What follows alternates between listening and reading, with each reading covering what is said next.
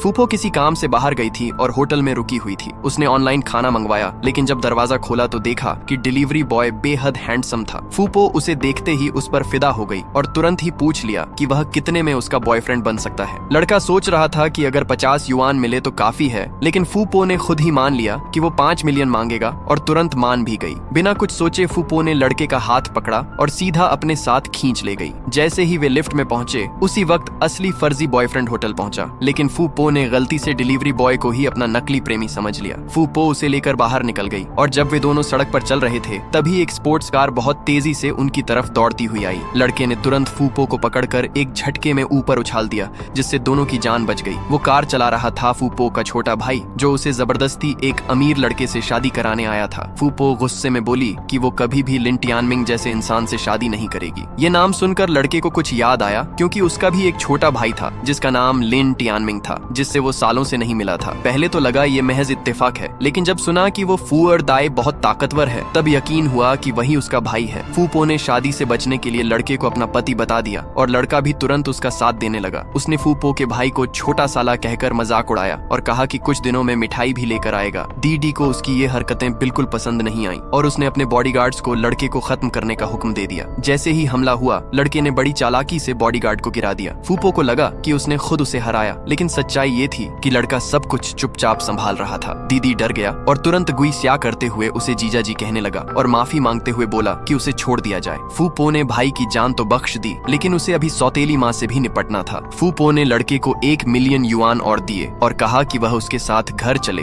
और पति बनकर माँ को माने। लड़का पैसे देखते ही तैयार हो गया, क्योंकि उसे अब अपने भाई से मिलने की भी उम्मीद दिखने लगी थी। घर पहुंचते ही सौतेली माँ गुस्से में आ गई और दीदी ने फिर से शिकायतें शुरू कर दी कि लड़के ने उसे बहुत मारा। माँ ने फूफो को ताने मारे कि वह पहले अजनबी से भटक गई और अब किसी फर्जी आदमी को पति बनाकर घर लाई है। लड़का ये सुनकर चुप न रह सका और जवाब दे दिया, लेकिन माँ को अपनी ताकत पर घमंड था, क्योंकि उसने 4 सबसे ताकतवर योद्धाओं को बुलाया हुआ था। उसने लड़के को चुनौती दी कि अगर हिम्मत है तो इनसे लड़कर दिखाए। लड़का डरने वाला नहीं था और चुनौती स्वीकार कर ली। फूफो ने उसे रोकना चाहा, लेकिन उसे समझ आ गया था कि यहाँ सिर्फ ताकत ही कानून है। दीदी और माँ ने उसकी बेइज्जती करनी शुरू कर दी, लेकिन लड़का बिल्कुल नहीं डरा। जब लड़ाई शुरू हुई तो उसने सभी योद्धाओं को एक एक करके हरा दिया। दीदी और माँ हैरान रह गए और अब उन्हें यकीन हो गया कि लड़का कोई मामूली इंसान नहीं है। फूफो ने भी अब समझ लिया कि इस नाटक के पीछे शायद कोई पुराना सच छुपा है, जिसे अब सामने लाना ही होगा।